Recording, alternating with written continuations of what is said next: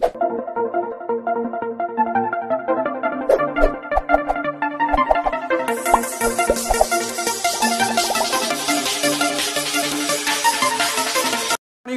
मैं सभी का स्वागत करता हूं फिजिक्स ज्ञान मुकेश नायक चैनल पे। आज हम लोगों को डिस्कशंस करना है ग्रेविटेशन क्लास 11 का जो चैप्टर है उसमें थर्ड लेक्चर ले रहे हैं हम लोग। इसका मतलब इसके पहले मैंने 2 लेक्चर बहुत बेसिक कॉन्सेप्ट की अप्रोच देने की कोशिश की है।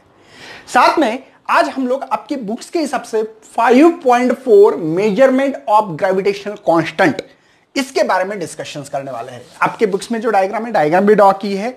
लेकिन बच्चों क्या हुआ कि ब्रह्मांड में कोई भी 2 चीजें ली, मैंने ऐसे 2 मासेस ले ली है ना। हो सकता है अर्थ हो, सन हो, जो भी, M1 M2, ठीक है।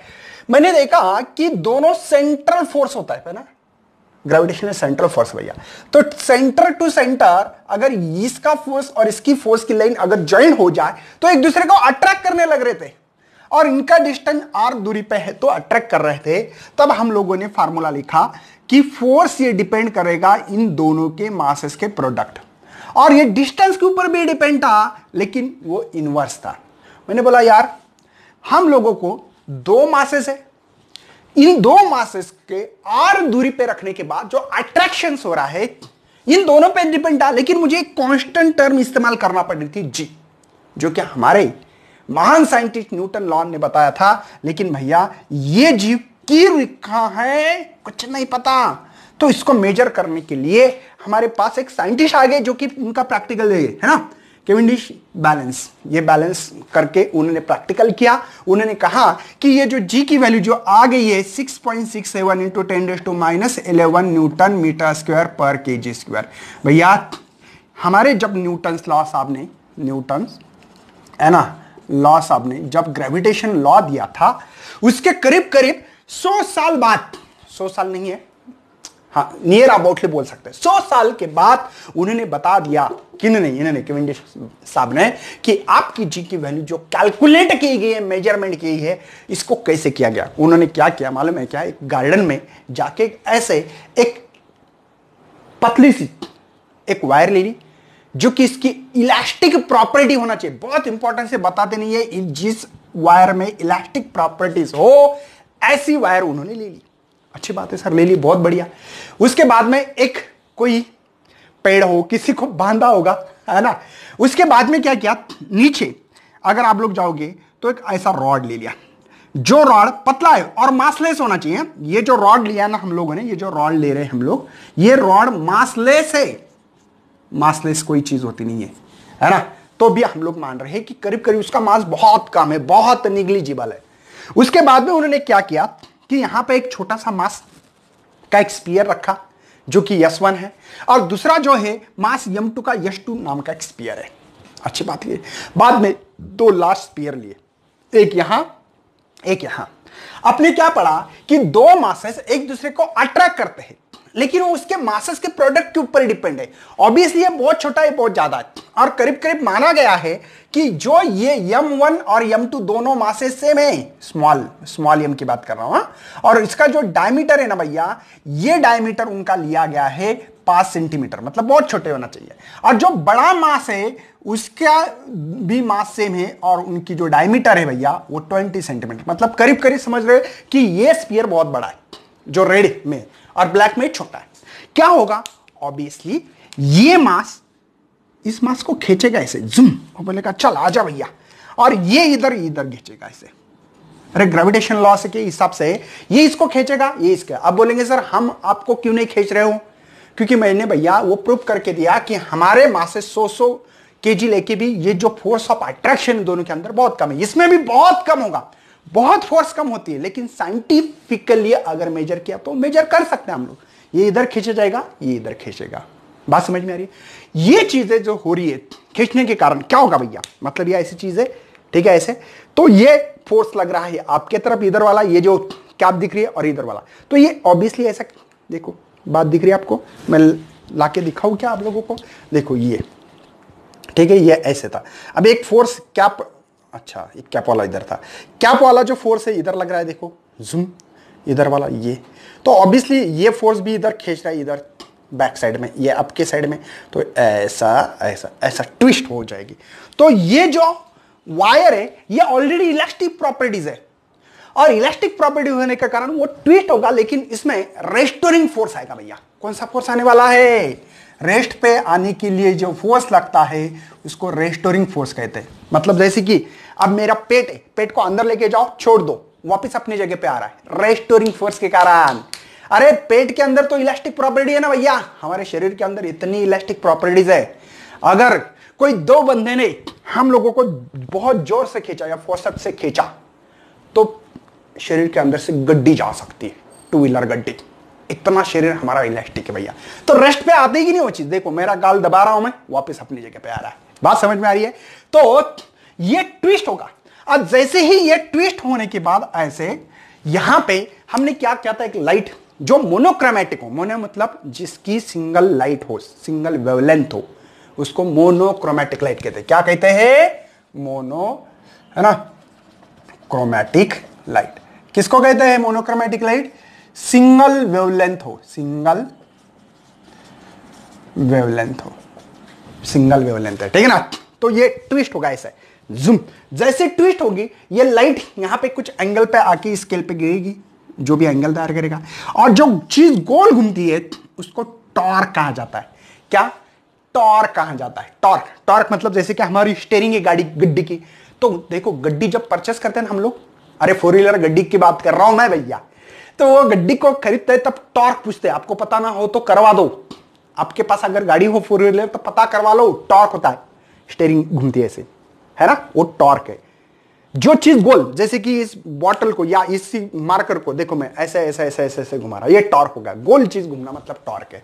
बात समझ में आ रही है? जैसे हम लोग इधर फोर्स लगाते हैं वैसे गोल घुमाने के लिए टॉर्क लगते हैं, इक्विवेलेंट क्वालिटी पर। मतलब जैसे कि लीनियर वेलोसिटी के लिए v, एंगुलर के लिए लीनियर डिस्प्लेसमेंट, सीधा चल रहे तो यस, गोल चल रही तो थीटा। समझ में आ रहा है? एक्सेलरेशन a लिखते हैं, मतलब वेलोसिटी चेंज, सीधी जा रही है तो। अगर गोल घूमने वाली फैन की अल्फा से दिखाते। समझ में आ रहा है? मास के जगह पे आई लिखते हैं एंगुलर में, मोमेंट ऑफ इनर्शिया कहते हैं इसको, ठीक है। फोर्स की जगह पे क्या लिखते हैं पता है आपको? टॉर्क लिखते हैं। लीनियर मोमेंटम की जगह पे P लिखते हैं, एंगुलर के लिए L। इसको कहते हैं एनालॉजी। ये चीज सीधी जा रही है इसके लिए सभी टर्म्स, और ये गोल घूमने वाले के लिए ये टर्म्स है, ये रोटेशनल में आते हैं। आगे आपको रोटेशनल डायनामिक्स पढ़ना है 12th में आए तो। ओके, बात समझ में आ रही है? कोई टेंशन नहीं है, समझ में आ रहा है डायग्राम में क्या क्या दिया? चलो मैं आगे बढ़ रहा हूं, आपके पास अभी फार्मूला सभी चीजें तैयार करने वाला हूं, और क्या क्या दिया सबसे पहले मैं आपके कॉन्सेप्ट क्लियर कर दिया है मैंने, क्या क्या हो रहा है इसमें, टॉर्क कैसे लग रहा है, ठीक है। तो इसमें से हमने देखा कि जो फोर्स होता है दो मासेस के बीच में, फोर्स इसका और इसका, दोनों फोर्स सेम है भैया। तो फोर्स लगाने के लिए formula G capital M small m divide by distance का square, Newton's law of gravitation में पढ़ा था हमने। कोई शक है भैया? सभी को पता होना चाहिए। ओके, मुझे बताओ ये ऐसा है एक्चुअल में, ये रॉड ऐसा है। ओके सर, ये बीच में सेंटर होगा, ये दोनों के बीच में जो लेंथ है वो L है।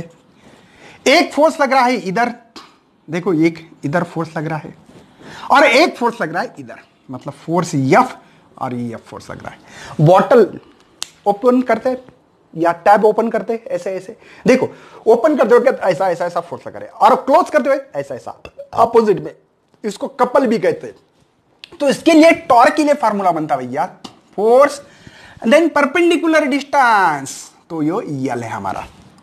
इन दोनों के अंदर जो परपेंडिकुलर डिस्टेंस है, ये फोर्स और इस फोर्स के बीच में, देखो ये फोर्स इधर, ये फोर्स, दोनों का परपेंडिकुलर डिस्टेंस L है। बात समझ में आ रही है? तो फोर्स क्या है हमारे पास? फोर्स का formula G capital M small m divide bye R square into L। अच्छा, ये टॉर्क मिला है सर, समझ में आ रहा है? मैंने टॉर्क कैसे निकाला, कोई टेंशन नहीं होना चाहिए। चलो सर, टॉर्क किस पे डिपेंड होता है? Torque directly proportional theta. मतलब क्या समझा देता हूं, आप लोग जितना टॉर्क लगाओगे उतना एंगल घूमेगा भैया। जितने फोर्स लगाए, फोर्स मतलब क्या? टॉर्क है, फोर्स लग रहा है, उतना आपका ट्विस्ट होगा, ये वायर ट्विस्ट होगा। ट्विस्ट समझने में आ रहा है आपको? ट्विस्ट होगा, और ट्विस्ट होने से उसका एंगल चेंज होगा यहाँ पे। अरे भैया ये वायर है, उसको ऐसा घुमाओ तो टॉर्क लगा रहा हूं। गोल घूमने में टॉर्क लगाते, सीधा चलने में फोर्स लगाते, मतलब देखो इसको फोर्स लगा रहा हूं और इसको गोल घुमा रहा हूं तो टॉर्क। क्या लग रहा है भैया? टॉर्क। तो यहां पे भी टॉर्क लग रहा है, लेकिन ये टॉर्क ये डायरेक्टली प्रोपोर्शनल, जितना टॉर्क लगाए उतना एंगल वो घूमेगा, जितना टॉर्क लगाओगे उतना एंगल घूमेगा। और इसके लिए कांस्टेंट टर्म लिखी है मैंने के थीटा। कोई शक है भैया? टॉर्क की वैल्यू मैं डाल सकता हूं, कोई शक नहीं होना चाहिए।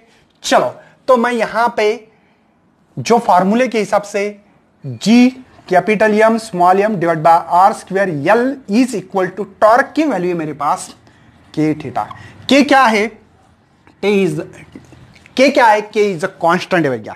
क्या है? ये कांस्टेंट है। Restoring torque per unit length, क्या? Restoring torque per unit angle, sorry क्या है?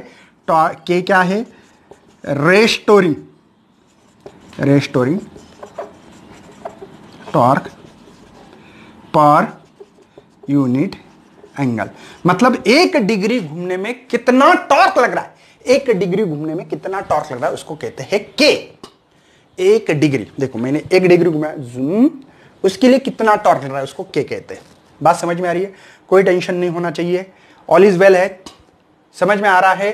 तो बाद में क्या हुआ, ये ऐसे एक्सपेरिमेंट एक बार क्या हो गया नहीं, ऐसे एग्जाम्पल ऐसे एक्सपेरिमेंट रिपीट सालों साल चले भैया, सालों साल उन्होंने एक्सपेरिमेंट किया। और उस चीज से उन्होंने क्या किया फिर बाद में कि यहां पे हमारा मास ये capital M 1 kg, small m 1 kg रखा, जो लेंथ है दोनों के बीच में, ये और ये दोनों के बीच की लेंथ 1 मीटर रखी।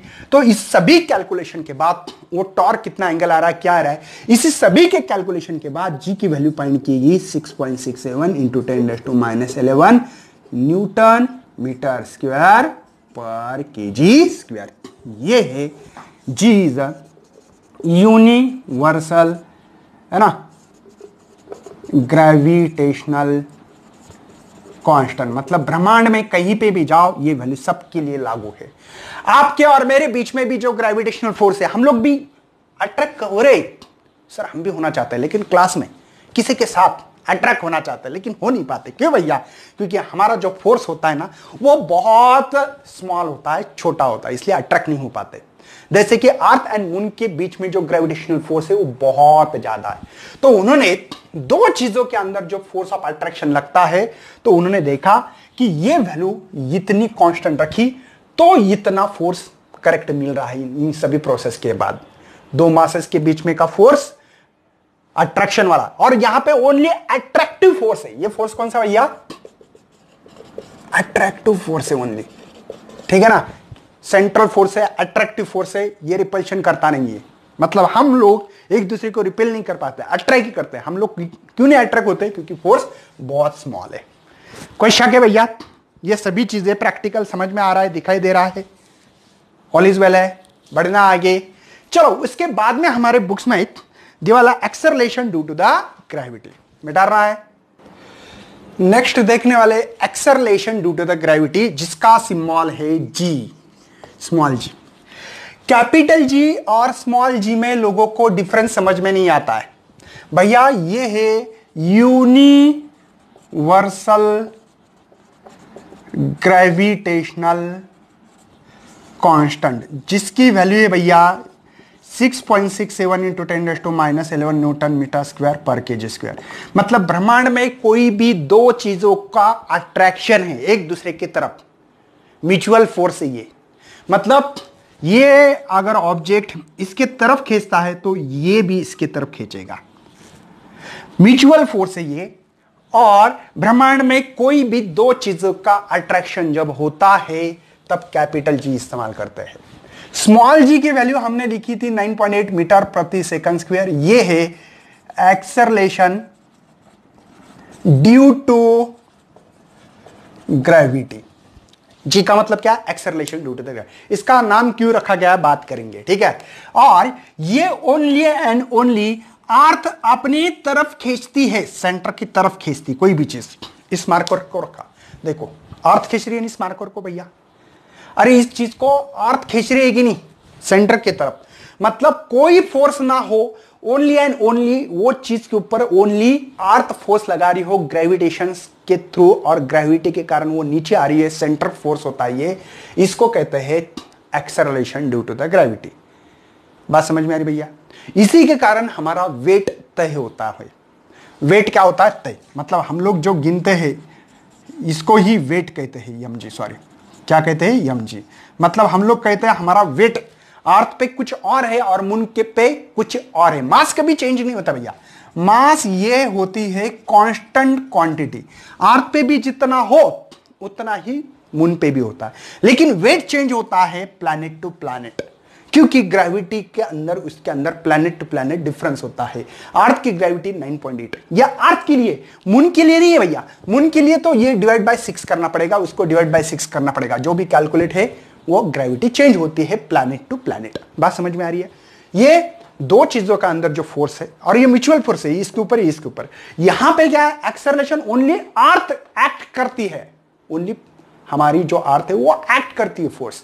इसी को acceleration due to the gravity कहा जाता है। और एक्सेलरेशन क्यों भैया? नाम क्यों रखा है एक्सेलरेशन? देखो यहां पे जब चीज होती है, अगर 10 मीटर प्रति सेकंड से आ रही है, ठीक है, स्पीड की बात करेंगे, ठीक है, यहां पे आने के बाद है ना उसकी स्पीड 15 हो जाती है।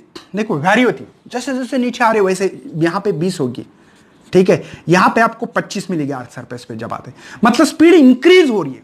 और स्पीड को इंक्रीज होना, इस चीज को हमने नाम दिया एक्सेलरेशन। इसलिए हमारी जो गड्डी होती है भैया, गड्डी को हम लोग चलाते जुम जुम जुम जुम जुम जुम जुम जुम जुम चला देते नहीं, तो ये जो गड्डी है उसकी स्पीड चेंज होती है कि नहीं?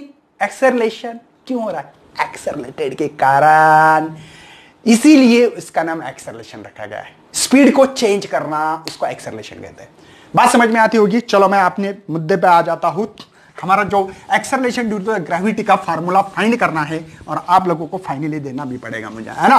तो देखो यहां पे सबसे पहले हम लोग रहते हैं अर्थ पे, हाँ सर पता है, ये सेंटर है, अर्थ का मास है यम, और हमने एक मार्कर रखा है यहां पे, जो कि मार्कर का मास है स्मॉल एम। और आपको पता है ये ग्रेविटेशनल फोर्स जो है ना भैया, सेंटर टू सेंटर, दो चीजों के सेंटर टू सेंटर का डिस्टेंस, ये रेडियस है अर्थ, ठीक है, और ये हाइट है। कोई शक है भैया? बात समझ में आ रही है? ओके, इसके लिए क्या न्यूटन्स लॉ है? F is equal to G capital M, mass of the earth, mass of the planet divide by distance है आर स्क्वायर। इस दोनों डिस्टेंस को कुल मिला के हम लोग कहने वाले स्मॉल आर। स्मॉल आर मतलब आर प्लस एच। बात समझ में आ रही है? ओके, फिर न्यूटन जी ने एक लॉ कहा था कि F is equal to m a होता भैया, और ये जो है ये एक्सेलरेशन हो रहा है ग्रेविटी के कारण। अरे यही एक्सेलरेशन है, लेकिन ये ग्रेविटी के कारण हो रहा है, इसलिए एक को जी कहा जाता है, क्योंकि ये ग्रेविटी वाला है। तो इसलिए F is equal to m g. अब इसको अलग अलग मेथड से भैया, कुछ लोग डिवाइड बाय जी एम लेके जाते हैं, मैं ऐसे रहता हूं, यह स्मॉल एम है, लेकिन ये स्मॉल एम न्यूटन लॉ किस चीज पे लग रहा है? अर्थ पे नहीं, इस मार्कर पे, यहां पे हमने मार्कर रखा था वो। अच्छी बात है सर। तो हम लोग काम करते हैं अभी, यहां पे इस इक्वेशन में वैल्यू डालते हैं, small m g, G capital M small M divide by R square. Small m से स्मॉल एम मर गया, तो ग्रेविटी मिली है भैया ये। कोई शक है भैया?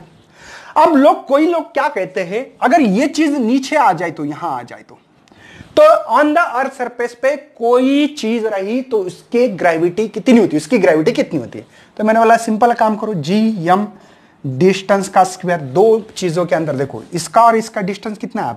रेडियस इतना है। अरे रेडियस इतना है ना, सिंपल सी बात है। किसी ने कहा सर इसके लिए निकालो, तो आप यहां पे आर की वैल्यू आर प्लस एच डाल सकते हो, और यही फार्मूला हम लोग जी एम आर की वैल्यू डाल सकते हैं आर प्लस एच का स्क्वायर। ये है acceleration due to the gravity on the earth surface पे, और ये अबव द सरफेस। देखो ये है acceleration due to gravity on the earth surface. मतलब ये अर्थ सरफेस पे कोई बंदा है, कोई बंदी खड़ी है, हाँ सर हमारे सब अर्थ पे ही होते हैं, तो इतनी acceleration due to the gravity होती है, और वो होती है करीब हमने निकाली थी 9.8 मीटर प्रति सेकंड स्क्वायर, करीब करीब मान रहे। उसका भी अप्रोक्सीमेशन हम लोग पढ़ने वाले हैं नेक्स्ट लेक्चर में, 4th लेक्चर में। ये है acceleration due to gravity above the earth surface. बात समझ में आ रही है? ये ऑन द अर्थ सरफेस पे, ये अबव द अर्थ सरफेस पे, मतलब ये अर्थ पे रहा तो ये, और ऊपर मतलब जैसे जैसे ऊपर जा रहे देखो ना, डिवाइडेड मतलब इनवर्सली प्रोपोर्शनल होगा। ऊपर जाओगे तो ग्रेविटी कम कम कम कम कम होती है भैया, एक्चुअल में नीचे भी जाओगे तो कम होती है। सबसे ज्यादा सरफेस पे होती है हम लोग variation of g due to the depth above the surface, shape और रोटेशंस ऑफ, ये सभी चीजें पढ़ने वाले हैं अगले लेक्चर में। तो ये फार्मूला आप लोगों को समझ में आना चाहिए, सिंपल सी चीज है। अर्थ सरफेस पे कितनी होती है, तो ये फार्मूला एक्चुअल में ये फार्मूला लर्न करो। आर की वैल्यू देखो, किसी ने कहा एच इज इक्वल टू 0 करो, बोला यही तो वैल्यू हम लोगों को मिलेगी ऑन द सरफेस पे। देखो हो गया, समझे, कोई टेंशन है। चलो न्यूमेरिकल लेते हैं, बहुत ही अच्छा और इफेक्टिव चैप्टर है भैया आपके लिए। आपके लिए है न्यूमेरिकल, 3 न्यूमेरिकल दिए गए, बहुत इजी है, हलवे से आपको कैलकुलेट करके दे रहा हूं मैं आपको। Calculate the mass of earth from given data, data दिया है और आपको निकालना है नंबर 1 सवाल में मास ऑफ द अर्थ, अर्थ का मास कितना होगा। ठीक है, अब यहां पे जो वैल्यूज है ना, इस वैल्यू को अगर 6.4 इंटू 10⁶ किलोमीटर रखा तो बहुत अच्छा होता है। किलोमीटर नहीं, ये मीटर में होगा, ठीक है ना। क्यों होता है मैं बताऊंगा, ठीक है। जी की वैल्यू है हमारे पास दी वाली 9.8 मीटर प्रति सेकंड स्क्वायर। आर जो है रेडियस का, वो लिखते हैं एक्चुअल में हम लोग 12th में इस्तेमाल या कोई भी नीट जेडब्ल्यू एग्जाम में इस्तेमाल करते हैं उसको 6400 किलोमीटर अप्रोक्स वैल्यू लिखते हैं हमेशा। मतलब यहां पे 6400 किलोमीटर, अगर उसको मीटर में कन्वर्ट करना है तो 6400, ये 10⁻³ लिखो मीटर में। अरे भैया पता है ना आपको, 1000 मीटर मतलब 1 किलोमीटर, 1 किलोमीटर मतलब 10⁻³ हो गया ना ये। और इसको कन्वर्ट किया 3 से शिफ्ट करो, 1 2 3, देखो 1 2 3 किया तो ये 3 और 3 6 हो गए। बात समझ में आ रही, पॉइंट शिफ्टिंग देखो 1 2 3, समझे ना। तो ये पहले 3 ये 3 ये होगा। चलो जी की वैल्यू तो सबको पता है 6.67 into 10⁻⁻11 newton metre square per kg square. Gravity का फार्मूला भैया G capital M divide by R square. और ये सभी अर्थ के लिए, ये अदर प्लैनेट के लिए भी ग्रेविटी निकाल सकते हैं, लेकिन हम अर्थ पे है तो अर्थ पे निकालेंगे। मुझे मास निकालना है किसका, अर्थ का, तो ये इधर multiplication G R E square divided by G. बात समझ में आ रही है ना। यम निकालना है तो ये इधर गया तो उल्टा होगा, numerator to denominator, denominator to numerator. चलो जी की वैल्यू 9.8। एक बात पढ़ाओ आपको, अब अगर मुझे पता है सभी बच्चे नीट जेडब्ल्यू सीईटी कोई ना कोई तो एग्जाम की तैयारी कर रहे हैं, ऐसे बच्चे ने क्या करना है मालूम है, इस जी की वैल्यू 10 पकड़ना है। मैं आपको न्यूमेरिकल कैसे सॉल्व करना ये पढ़ा रहा हूं, मेन मेरा यही मोटिव भैया। तो एक बात ध्यान रखना है, ये 10 हो गया जी की वैल्यू, ठीक है सर। आर की वैल्यू है 6.4 इंटू 10⁻⁶ का स्क्वायर डिवाइडेड बाय जी की वैल्यू है 6.67 इंटू 10⁻⁻11। कोई शक है भैया। तो मास ऑफ अर्थ, इसको 10 करो, इसका स्क्वायर आता है ये। अब बोलेंगे सर आपको कैसे पता है, भैया पढ़ा पढ़ा के बोर हो गया ना मैं तो इतना मल्टीप्लिकेशन करके देखो, 16 है ना, 24 और 26 ना, नहीं 25, ठीक है ना। ये 24 2 48, चलो 6, ये हो गए 9 है ना, ये 10, ये ऐसा कुछ तो आता है, हाँ बराबर, यहाँ पे 96 होता है। चलो ये स्क्वायर है और ये पावर का पावर होता है मल्टीप्लिकेशन, पावर का पावर 6 2 12 डिवाइडेड बाय 6.67 10⁻⁻11। और एक आइडिया बता दूं आपको, और एक आइडिया बताना है मुझे, कैसे देखो, ये जो नंबर है ना भैया इसको दोबारा करो, 6.4 मल्टीप्लाई 6.4 इंटू 10⁻12, समझे। ये करीब करीब इसको कट कर सकते, ये 6 रुपए 40 पैसे है और ये 6 रुपए 60 पैसे, तो करीब करीब बोल रहा है मैं, अप्रोक्सीमेटली कैलकुलेशन करके दे रहा हूं भैया आप लोगों को। तो mass of the earth is equal to, हम लोगों को इससे मल्टीप्लाई किया तो 64 हो रहा है। बात तो समझ में आ रही है, 64 क्यों हो रहा है, एक पॉइंट शिफ्ट हो गया, और ये हो रहा है ऊपर गया भैया, नहीं तो रहने दो, 6.4 करो, कोई ये 10⁻², तो ये हो गया 10⁻13। बात समझ में आ रही है, ये 10 का पावर 1, ये 10 का पावर 12 हो गया 13, ये ऊपर गया तो माइनस का होगा प्लस। तो यहां पे मास ऑफ द अर्थ 64, ठीक है। यहां पे मेरे ख्याल से यहां पे पावर 10⁻24 kg मिल रहा है। बात समझ में आ रही है, 6.4। आपको पता है कि अप्रोक्सीमेटली मास ऑफ द अर्थ माना जाता है 6 इंटू 10⁻24 kg। करेक्ट आ रहा है। 0.4 का डिफरेंस क्यों आ रहा है हमारा? हमने कैलकुलेशन करीब करीब सीईटी नीट जेडब्ल्यू में यही कैलकुलेशन काम में आते हैं विदाउट लॉक टेबल। मैंने लॉक टेबल पढ़ा है भैया, आप लोगों को जाके सीरीज दे सकते हो लॉक टेबल की। लॉक टेबल की सीरीज दी है मैंने, लॉक टेबल से करना है तो कर सकते हो। इसका स्क्वायर निकालना है तो ऐसे निकालते 2 log ऑफ 6.4, तो 2 मल्टीप्लाई इसका कैरेक्टरिस्टिक जो भी आएगा देख लेना, इसे 40-50, तो इसका कैलकुलेशन करो, डिवाइड बाय लॉग, ये माइनस करो इसमें से। मैंने पढ़ा है, जाके देख सकते हो। लेकिन मेरे ख्याल से ये जो मैंने कैलकुलेशन करके दी आप लोगों को, ये परफेक्ट है, सिंपल है ना। 6.4 मल्टीप्लाई 6 स्क्वायर है ना, ये बस करीब करीब ऐसे ही वैल्यू से करोगे तो ही आप नीट जेडब्ल्यू सीईटी में जिंदा रहोगे, नहीं तो वरना मर जाओगे भैया। सोचो सोचो क्या करना है, आपकी मर्जी। चलो क्वेश्चन नंबर सेकंड, हमारे पास जो क्वेश्चन सेकंड दिया है उसके तरफ आगे बढ़ रहे हैं। नंबर सेकंड क्वेश्चन क्या है भैया? कैलकुलेट करना है क्या? Acceleration due to the gravity small g on the surface of the moon. Moon पे, अर्थ पे नहीं, मून पे जाना है ना। तो वो है 1/80 टाइम्स दैट ऑफ द अर्थ। अच्छी बात है, समझे। And diameter of the moon is 1/4 times that of the अर्थ। उनका कहना है मास ऑफ द मून जो है, मास ऑफ द मून जो है मास ऑफ द अर्थ से 1/80, मतलब डिवाइड बाय 80 लिखना है। बात समझ में आ रही है ना। रेडियस, अरे डायमीटर रेडियस सेम होता है, सेम नहीं डबल होता है, लेकिन दो कट जाएंगे ना। अरे डायमीटर लिखना है तो 2r लिखेंगे ना, तो इधर भी 2r इधर भी 2r, 2 मर जाएगा, कोई प्रॉब्लम नहीं होगी। तो रेडियस ऑफ द मून है भैया, ये रेडियस ऑफ द अर्थ से 4th टाइम। बात समझ में आ रही ना। मतलब जो अर्थ का मास होगा इसके 1/80 डिवाइडेड करो, उतना मास ऑफ द मून मिलेगा। और रेडियस, मून तो छोटा है ना, तो रेडियस कितने 1/4 टाइम होगी। मतलब हमारी जो रेडियस मान रहे हम लोग, तो डिवाइड बाय 4 करो, तो 4 1 जा, यहाँ पे 4 6 जा, इतनी हमारी रेडियस मिलेगी भैया किलोमीटर में। समझे ना, इसका मतलब ये। चलो हम लोगों को ग्रेविटी का फार्मूला तो पता है, gm divide by R square. कोई शक है भैया? समझ में आ रहा है सबको? चलो तो काम करते हैं, हम लोगों को निकालना है मून की, तो moon g mass of the moon, radius of the moon का स्क्वायर। चलो g, ओके सर, कोई प्रॉब्लम नहीं है।